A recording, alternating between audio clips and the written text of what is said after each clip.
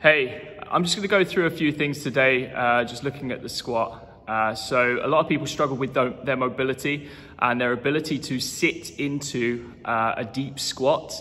So this is 3 or 4 things that I look at doing to try and help people to explore and extend their range of movement when it comes to the front and the back squat. Okay, so first thing I look at is just their ability to get into certain positions, deeper range of movement through the hip. All right, so can they first, how low can they get?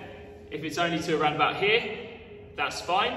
All right, so you can look at sort of regulating the depth. You can look at potentially putting a box or putting a bench behind them to see whether they can squat down to that depth and be able to keep their chest upright.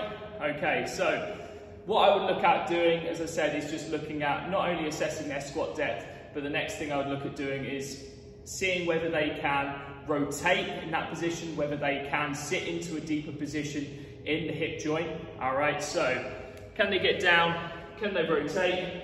Even if they're only, say, rotating to about here, as I said, this exercise is really good for seeing whether we're seeing any kind of change over time. All right, so can they rotate right the way round? Can they keep a nice straight arm and rotate and lift the chest up towards the ceiling? Okay, if they can't, that's fine. That's something that they can work towards. Groiners, exercises like this are very good for being able to open up the hip. All right, as I usually do with every kind of warm-up, I usually put this exercise in just because of its ability to start to, as I say, explore that range of movement in the hip joint. And also through the adductor, or flexibility through the adductors and everything, which is very, very key when we're looking at a squat. Okay, so although there are things that we can do single leg or unilaterally, that is definitely a post for another time. Okay, so next thing I would look at is performing isometrics. Okay, so sometimes I might load these. I would say for most people, what you can do to start with. Okay, can they sit into a squat? And can they hold at their lowest point? All right, again, just looking at that ability to, if they can get the hip below the knee and break parallel, great. Can they hold that position for 20 to 30 seconds? Can they do that for 60? All right, that is, again, as I said, we're trying to look at manipulating and trying to develop strength at certain ranges. The great thing with isometric work is you actually see a benefit in terms of strength development 15 degrees above and below the working angle. Okay, so if it's here, which would be slightly below 90, if you're looking at the knee joint, you'd see a benefit 15 degrees above and 15 degrees below. All right, so first thing, I'd look at trying to sit into deeper ranges of movement through the hip. Second thing would be isometric work. Third thing would be loading at the front.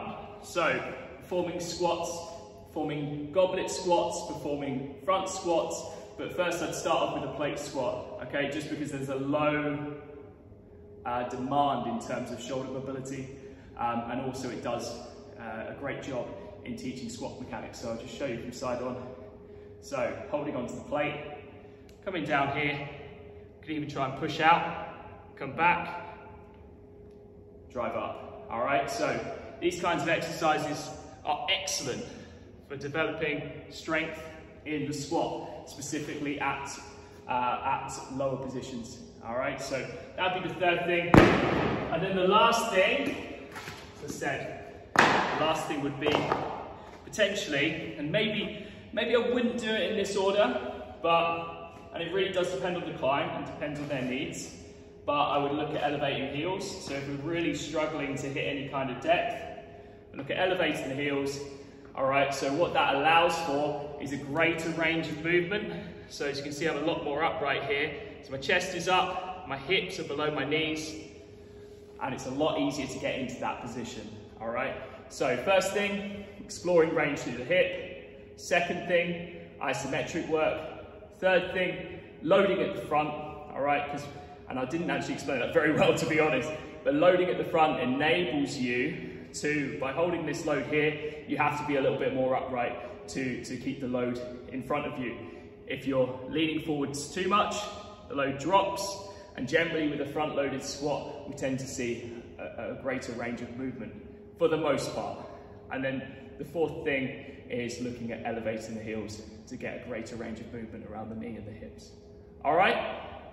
Any questions you have, just give me a shout. Anyways, thanks for watching.